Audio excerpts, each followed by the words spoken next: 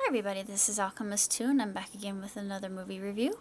I just recently watched Star Trek Beyond, and honestly, I actually did enjoy the film. I thought it was absolutely sensational because I'm a huge Trekkie. But I didn't like it so much as Into Darkness or the original Star Trek. I thought that Star Trek, the remake, and Into Darkness were sensational, and I wanted to see Khan back, but of course, we're not going to due to the fact that Benedict Cumberbatch is filming for Doctor Strange.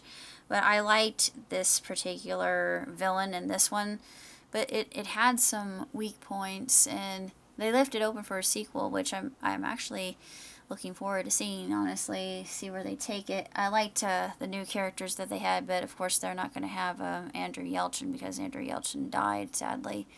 But I really liked him. He seemed like a really cool person. Like, he was really laid back and very relaxed and easy to get to know and be around. As far as movies are concerned, I give this one 2 thumbs. It definitely gets 2 thumbs because it's straightforward sci-fi action adventure, which I really savor. And I thought that the battle sequences were really epic and extremely well planned and drawn out. They weren't too terribly long. The fight sequences were good too. They were really solid fight sequences, and I like the fact that they had really strong female characters. Like Ahura was really incredible in this particular one. But as far as the franchise is concerned, this was probably the weakest of the three, and in my opinion. That's just I'm just saying. Don't get me wrong. It's a fantastic film. It just didn't measure up to the other two before it. I like the fact that they tied it in with the original. You have this AU, and then you have the original. And what's sad is seeing when I saw the picture of the cast that I've grown up with.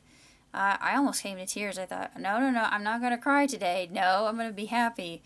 But it was just really quite moving for me to see that and to see the emotion on alternate universes, alternate universe Spock's face. It just, wrestling with his human and his Vulcan side, and yeah, I can relate to that too.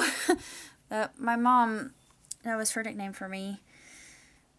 Yeah, so it really pulls at my heartstrings quite a bit, and I can connect with that.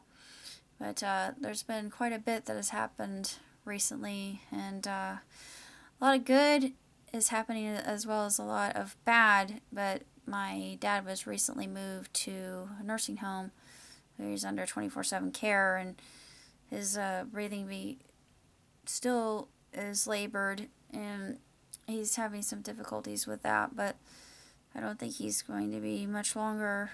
But I'm prepared for anything and everything, and I will remain keeping you, my magicians, up to date on what's going on. That's basically all I have to say about Star Trek Beyond. And although I can say that it was a stellar film, it wasn't nearly so good as the originals before it. And personally, and I know a lot of people say, oh, they hated the remakes. I thought the remakes were good. I mean, even better than that, they were outstanding. But I will always love the original series. The original series was what I grew up with. I mean, I know it was before my time, but that was what mom and dad introduced me to, and I became an instant fan.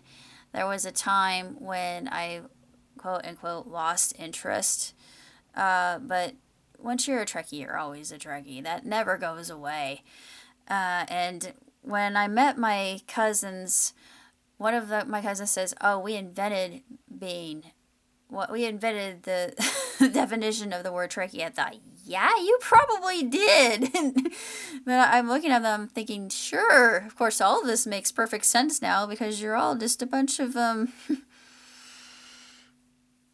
zany, insane, nutty people that, you know, you're different from everybody else and nobody will ever understand you, but hey, I get where you're coming from. But, anyways, I liked that, and I've liked every series except Enterprise. Enterprise messed around too much with the timeline, and I didn't care for that. But I do enjoy, oh,